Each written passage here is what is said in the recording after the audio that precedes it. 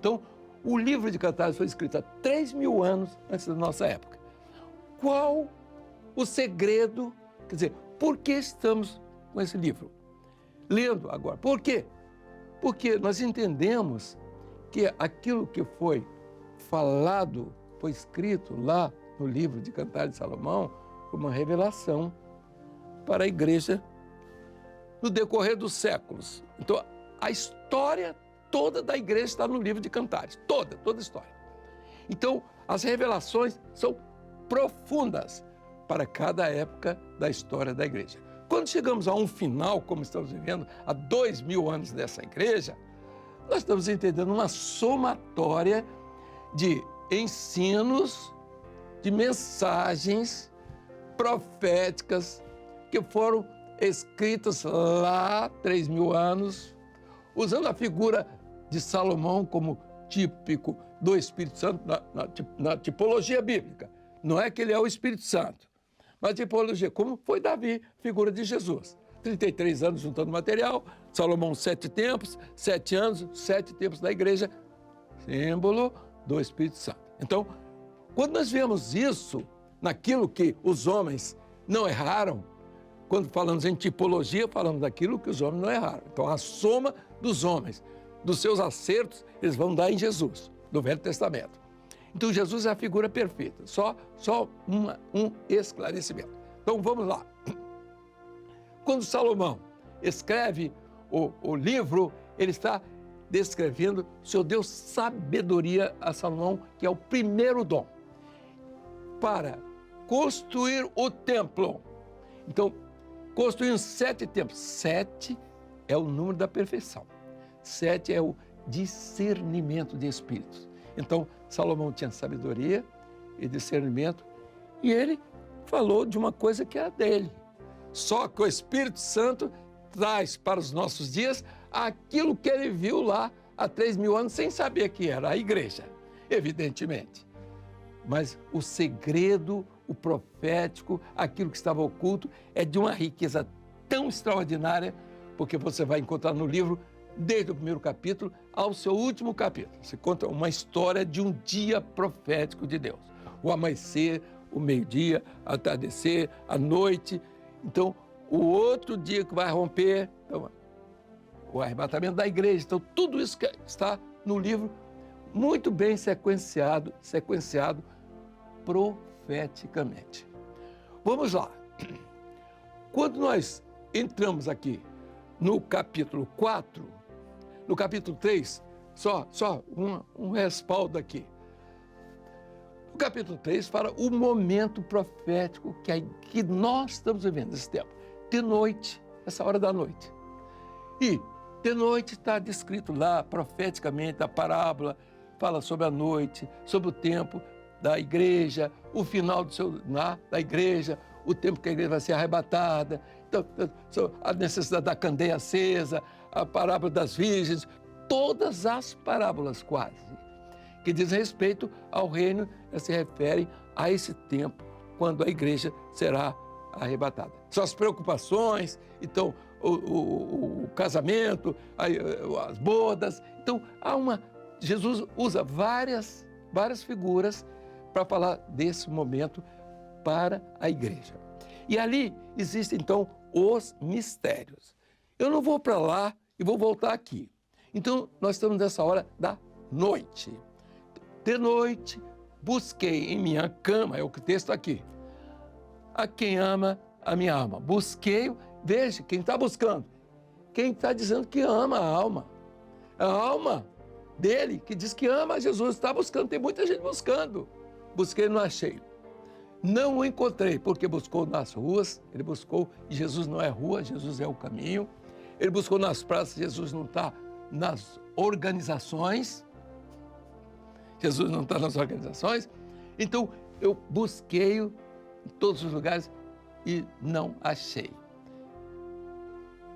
E ele buscou, em determinado momento, quando se afastou de tudo isso, da organização, dos homens, dessa animação que está por aí, da comunhão com o Senhor. Nessa hora da noite, a igreja, o servo de Deus, tem que estar vivendo na comunhão com o Senhor. É Ele com o Senhor. Então, quando você pega o livro de Cantares, ele tem a igreja, mas especificamente cada servo de Deus.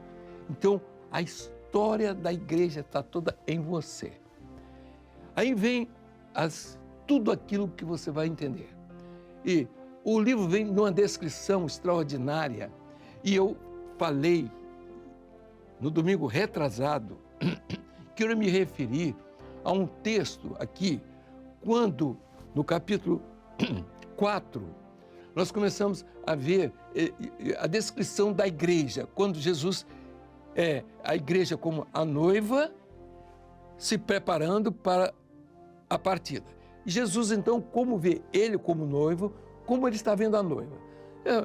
Então, diz o texto, várias descrições a respeito dessa noiva, quando ele fala assim, eis que és formosa. Então, ele começa a descrever a beleza da igreja, da noiva, que ele quer ver no dia do seu arrebatamento. Ele quer encontrar uma noiva no dia do casamento. Ele quer encontrar uma noiva e dizer, eis que és formosa. Então, ele quer ver uma igreja que tem beleza de forma. Então, ele repete, eis que és formosa. Então, ele vai dizendo partes e partes da igreja. Ele tem o rosto, então mostrando, falamos sobre isso, sobre os dentes, sobre os lábios, então, sobre o pescoço, sobre a comunhão. Então, e ele vem descrevendo como ele quer ver a noiva. Agora veja o texto que eu vou colocar aqui. Falando aqui, os seus olhos são das pombas, já está tudo certo. Agora, eu pedi um texto lá, o 6, o verso 6, 4, 6. Por favor, pode colocar o 4, o verso 6. Pronto, chegou aí. Antes, aí, veja só, ele vem descrevendo. E nós estávamos escrevendo também aquilo, as revelações. Estamos acompanhando. De repente, parou tudo. Não, espera aí. O que está aqui? Antes que refresque o dia e caiam as sombras, irei ao Monte da Mirra e ao alteiro do incenso. Aí fica assim, que história é essa? O que é isso aí? Aí você diz, não, vocês vão fazer um jejum e eu vou dizer o que é. Meus irmãos, a beleza do livro está nisso. Você vai encontrar aspectos proféticos, marcadores proféticos extraordinários. Esse é um marcador profético extraordinário. Ele lá na eternidade, ele está vendo a noiva que ele quer, do jeito que ele quer. Ele está descrevendo essa noiva. Daí um pouco ele para. Mas antes de eu arrebatar, antes do arrebatamento, isso 3.000 anos lá, há 1.000 anos do seu nascimento, do seu sofrimento. Aí ele vai voltar ao sofrimento dele. Quer dizer, ele sai dos 3.000 anos, que é o momento que ele leva a igreja, que ele queria ver essa noiva bela, como ele descreve. Ele volta lá, assim, mas antes, há 2.000 anos aqui atrás, eu irei ao Monte da Mirra e ao alteiro do incenso. Quer dizer, eu vou pagar um preço por ela. Onde é que estava o Monte da Mirra? O Getsemane, o Monte das Oliveiras. Ele ali, a palavra Getsemane quer dizer lugar da prensa de óleo. Ele ali foi prensado. Era o lugar onde eles pegavam as azeitonas do monte, das oliveiras, e prensava ali para tirar o óleo. Ele ali foi espremido. Ele ali foi premido. Ele sofreu ali. Foi a noite chamada da agonia. Então, ele quer ver essa noiva, mas ele diz que primeiro era o sacrifício dele. Aí que está o valor. E é por isso que essa noiva tem que estar entendendo o sacrifício, o amor desse noivo por essa noiva. O amor do Senhor Jesus pela sua igreja, que foi premido. Irei ao Monte da Mirra e ao outeiro do incenso. O outeiro do incenso foi onde ele foi levado no lugar chamado Caveira. Não tinha nada a ver ali com o Monte das Oliveiras. Quando ele saiu dali, ele já saiu para ser crucificado, praticamente. Ser preso, crucificado, abandonado. Então ele vai para o outeiro outeiro de incenso. Quem conhece um pouquinho de Israel, vai lá, em Jerusalém, você vai ver, existem 2 locais que eles falam que Jesus foi crucificado. Mas esse ficou bem claro porque o único lugar que tem uma caveira, que não é bem uma caveira, é o formato de um crânio, numa rocha que nunca foi desfeita, ficou ali, e em cima tem o jardim, ali ele foi levado ao Calvário, ao Gólgota. Então, irei ao Monte da Mira, primeiro lugar, que foi o Getsêmani, onde ele foi espremido, sofrendo, a noite da agonia, ele sabia que ele ia ser entregue. E agora ao outeiro do incenso, quando ele morre ali, estendendo os braços, e ele se coloca como... Por que outeiro de incenso? Porque ali no Calvário ele levou o nosso pecado. Ele levou o mau cheiro do pecado. Por isso que ele se tornou incenso em nosso lugar. Em lugar do nosso pecado, Jesus se colocou entre ele e o Pai. Disse, olha, Pai, está ali esse fulano aqui, você que está me ouvindo agora. Não sei seu nome, o meu sei mais ou menos. Mas olha aqui, ele morreu por você. Ali, ele diz, aquele pecador ali que você está vendo, que sou eu e você também, o mau cheiro do pecado dele eu tiro. Sou eu que sou responsável. E se entregou no Calvário ali, o outeiro de incenso. Ele se ofereceu como cheiro suave. Quando você vê os textos que falam a respeito de perfume, de cheiro, a igreja, tudo está relacionado com uma coisa só, que é o projeto dele de salvação. Então, o mau cheiro do pecado, Deus não aceita, o Pai não aceita. O seu mau cheiro, Deus não aceita, nem o meu. Então, é por isso que eu aceitei Jesus. E é por isso que você tem que aceitar Jesus, porque você não vai, assim, ninguém vem ao Pai senão por mim. Está entendido? Então, vejam só a lindeza, a pureza de um projeto que não engana ninguém. Revelação é isso, é a palavra aqui. Esse mistério está em toda a Bíblia. Ninguém precisa estudar versículo aqui. Eu sou dessa igreja porque o meu versículo é de Davi, é de Salomão, nada disso. Porque eu não como carne de porco, porque eu como carne. Não existe isso. O que existe é uma palavra profética que está em toda a Bíblia. É uma ligação que começa no Gênesis lá. É o fio escarlate que ele vem subsidiando todo o projeto, nada está desligado.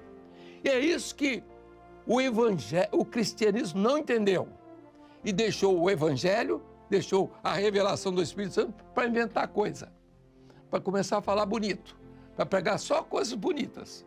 E está aí, as igrejas que vocês estão vendo aí, em todo o mundo, se acabando. A França, 5.000, fechando de uma vez só. Eu pergunto, para que a igreja aberta? Israel tinha Jerusalém. Deus fez Jerusalém para o povo glorificar a Deus e tudo isso, servir a Deus. Se esse povo transformou Jerusalém em pecado, para que Jerusalém? Derruba Jerusalém. Quantas vezes caiu Jerusalém? Quantas vezes foi destruída? Para que Jerusalém? Para que igreja? Para você ir lá e voltar, você ir lá e voltar e dizer que você está indo para o céu? Olha aqui, isso é engano. Esse engano nós não podemos ter mais. Agora vejam aqui, ninguém vai dizer assim, eu não vou mais à igreja. Não, você tem que ir, é o que você está fazendo aqui. Mas o quê?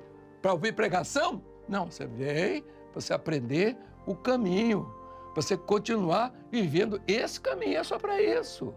Meus irmãos, então vejam aqui. Ficou várias perguntas aqui, mas algumas eu achei notáveis, né? Eu tinha que fazer essa observação a respeito desse versículo que está aqui, Cantares 4:6, antes que refresque o dia, caia as sombras, ele é o monte da mirra, Jesus se referindo, então, falando a respeito da igreja, essa igreja que ele quer ver agora. Então, de que forma ele quer ver essa igreja. Então, passaram para mim o dever de casa aqui. Seu Gilson, que está aí, aproveitando aí Miami, entendeu? Passou isso para mim. Em vez de passar para vocês, jogou para que eu possa dar a resposta. Vamos ver aqui. É assim, o noivo Jesus faz referência aos amores aqui, né, os que diz assim, que belos são os seus amores, irmã minha.